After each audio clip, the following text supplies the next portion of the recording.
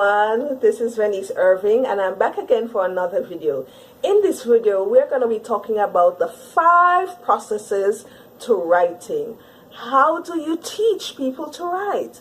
How do you teach second language learners to write? So I'm going to be taking notes from my trusted handbook here. It's the Bridge TEFL course handbook that we use for teaching writing.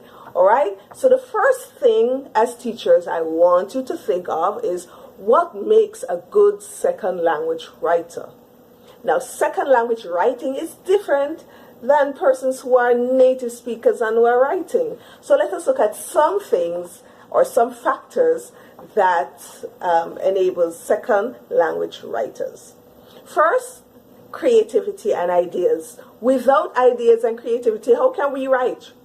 So we have to know how to engage our second language learners to write well and to come up with creative ideas. Knowing your audience. Of course, you need to know your audience in order for you to write effectively. So one thing you need to know is, who am I writing to? What is this topic about? And get some background information on the topic. Get some genre familiarity. Also, spelling, punctuation, vocabulary, organization, and grammar. These are all very important when it comes to making sure that you are a second language writer. So, let us go now and look at the process, the writing process. Now, there are 5 steps in the writing process. You have 1, which is pre-writing, 2, drafting, 3, revising, 4, editing, and 5, publishing. So we're going to look at all points now. Pre-writing. Pre-writing is an activity that causes the writer to think about the topic. The writer organizes thoughts before beginning to write. So the pre-writing is basically introducing yourself to the topic. You want to know what this topic is about, and you probably will do some research on the topic.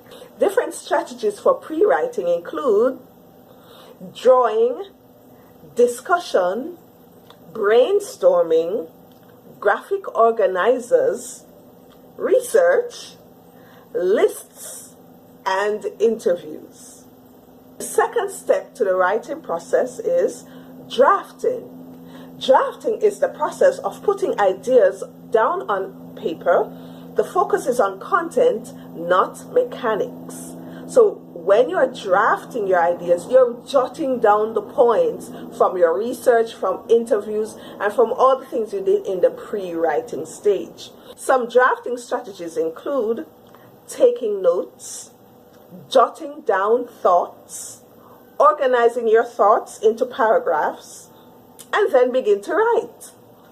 Alright, so 3 is revising. So after you've written and drafted out a copy of the piece that you're writing, you now want to revise. That is, improve the writing. The writer adds to the writing and improves word choice. The writer reorganizes a piece of writing. The writer shares his or her story and gets input from peers and from the teacher. So you want to ensure that when you are finished doing your drafting, you revise, you go over what you've written. You take out some words that may not be appropriate, or maybe use another word in that paragraph and it sounds better. In that case, some strategies during the revising step are peer editing, conferencing, and reading to get feedback. So the 4th step is editing, and editing includes error checking. Grammatical and spelling errors are corrected in the writing piece. So after you do all the other steps, you pre-write, you draft, you revise, now you edit. You go through the piece again to ensure that there are no spelling errors or punctuation errors. Strategies for this step include checklists, rubrics, editing the checklists, and proofreading. Publishing is preparing the final draft. The writer shares his or her writing with others. Strategies for this step include reading aloud, reading to a group, displaying, printing the writing,